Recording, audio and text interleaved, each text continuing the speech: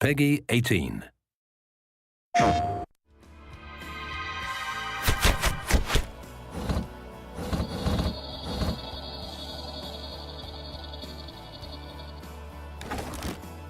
Sony's been an extremely great partner for us in moving to the console. At Blizzard, our heritage was actually console games. Obviously, we've been away for a while, so we had a little bit to learn, and we looked across all the franchises to see, which one would really be the most appropriate to bring across. And we felt that Diablo was by far the easiest win. It is the granddaddy of action RPGs. When the first one came out in the late 90s, it really said, RPGs don't need to be this slow, sort of pondering, epic. They can be these awesome, rock concerts, and you can sort of like just smash things and kill a bunch of monsters and get a whole bunch of epic loot. It just connects you to that experience, and I think it's super important for us that the player feels that they are in the screen with their character, and partly because our players on console are sitting 10 to 15 feet away from the action, so the more we can make them feel that they are the action, they are the barbarian, the more epic and visceral the experience is. So for us, the thing that's exciting about the new console is actually the controller. That's where it all begins. That's where you develop that relationship with your character on the screen. At Blizzard, we have this sort of philosophy that control is king. And working on a console version for Diablo 3, for us that means the controller is king. This is not a mouse. This is something different for us, and it's something exciting that we haven't had a chance to work with on Diablo. What was surprising was that the second I got a controller in my hand and started playing around, and there's a difference here between an indirect control where I'm pointing around with a mouse cursor, and a direct control, an intentional control, where I say, I'm pointing this way, I'm attacking that way, I'm rolling this way. And that just stings. It was really surprising, even to me. There's an intimate connection between the player and their character, and that's something that we really wanted to leverage and build the Diablo 3 version for the console, specifically around the notion that we call pick up and slay. So on console, we pick up the DualShock 4. When you flick the right stick, your character actually performs a sort of dodge move that is unique to the console. And we added that thing first because our PlayStation players are going to have this expectation that as a console game I should be able to do that. I should be able to have this cool sort of dodge mechanic, and we wanted to give them that. We also wanted to make sure that players had the ability to quickly reposition in combat to give the game not just a cool action feel to it, but add a sort of tactical element to it, and it's worked out really well. One of the things that we're excited about with the controller is the touchpad. Diablo is a pretty deep game, and we don't like a lot of overload on the buttons. We wanted to keep it really simple so you can get to the things that you need to get to fast because you need to do it because the monsters are pouring at you no matter what. We think the touchpad's going to give us a lot more opportunity to make that interface a lot easier.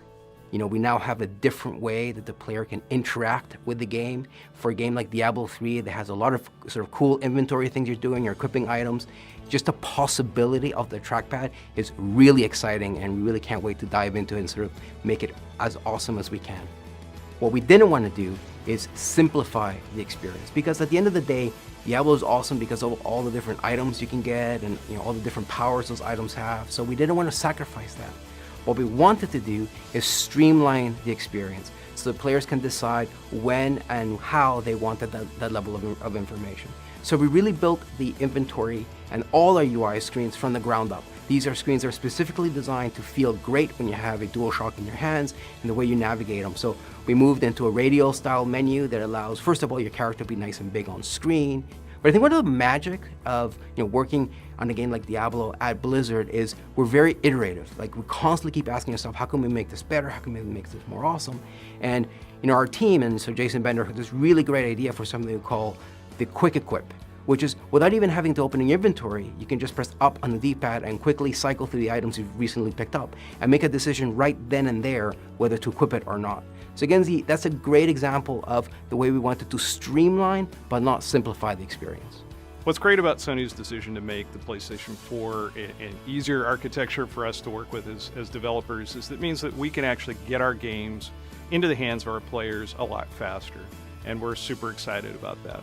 We have a lot of scalability in the PC version of the game, and with the processing power of the GPU on PlayStation 4, we're pretty confident that we're going to be able to get very high-res graphics and a super rock-solid frame rate. So something that you get on PC, not quite for free, but something that people are used to, is the ability to do things like stream your experience. So you say, hey guys, They just changed the way that barbarians work, or I just got a new axe for my barbarian. I wonder if I can do this whirlwind tactic that I've been doing on a harder difficulty. Let's find out. And so someone online will they'll take video of themselves doing it, saying, look, I can totally do it. It's totally easy. All I need to do is go to this area and get this skill, and I can make it happen. And people learn, and it's exciting.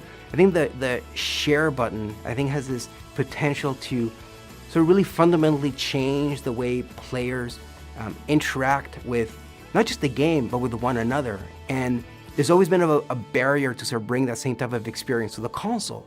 But the fact that it's now on your controller, a button press away, that you can, you just found an awesome legendary and you want to, share it, not just with your friends on your couch, but with the whole world. The fact that that's a button press away is just such a great thing to bring to players. And I think it's one of those things that, especially when we start talking about it sort of internally, is that we sort of get the potential, but it's not until we actually see it in action, and more importantly, see players engage with it and see what they do with it.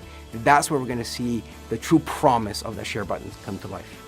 But also, multiplayer is huge. I'm able to sit there on the same couch with my friends. And you're going up against, the legions of the burning hells, and it really makes the experience, as I said before, immediate and sort of very social. And then, of course, we can also play with people who are remote. So 3 of us might be sharing a view on the couch, looking at the same screen. Someone else might be playing from somewhere else in the country, and we can all play together. That is just great.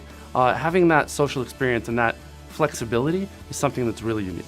That's what console gaming is all about. It's a more intimate experience right there in the living room, a shared experience, with your friends, with your family. And we think that Diablo is a perfect game to allow you to do that.